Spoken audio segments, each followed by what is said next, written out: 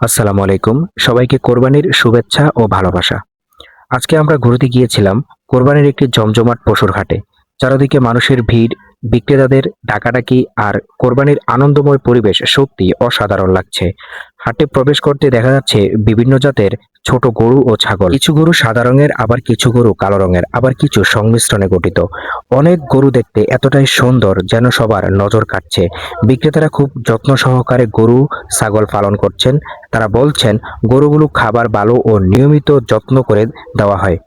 বিক্রেতারাও খুব ব্যস্ত সময় পার করছেন, কেউ দাম জিজ্ঞাসা করছেন, আবার কেউ গরু বা ছাগলের স্বাস্থ্য পরীক্ষা করছেন।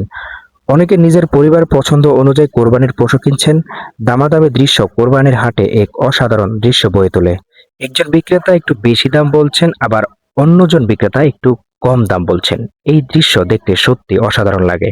কোরবানির হাট শুধু পশু বেচাকেনা নয়, এটি মুসলমানদের একটি বিশেষ আনন্দের অংশ।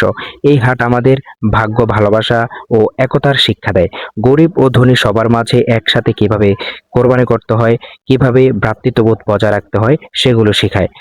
গরু কোরবানি অনেকের কাছে খুব প্রিয়, কারণ এটি সহজে পালন করা যায় এবং কোরবানির একটি গুরুত্বপূর্ণ পশু। অনেক পরিবার ভালোবাসা দিয়ে গরু কিনে বাড়িতে নিয়ে যায়, ছাগল কিনে নিয়ে যায়। মুসলমানদের প্রধান দুইটি উৎসব, একটি হচ্ছে ঈদুল আজহা, ঈদুল ফিতর। মুসলমানরা এই দুইটি দিনকে চমৎকারভাবে উদযাপন করে থাকে।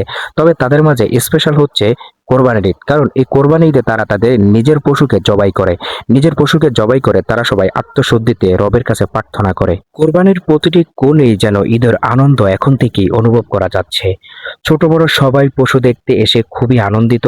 কোরবানির হাট আমাদের গ্রামের ঐতিহ্য ও আনন্দের একটি বড় অংশ হিসাবে ভূমিকা পালন করে, কারণ সবচেয়ে বেশি কোরবানির হাট মেলে গ্রামের বাজারে। ধন্যবাদ সবাইকে। আসসালামু আলাইকুম।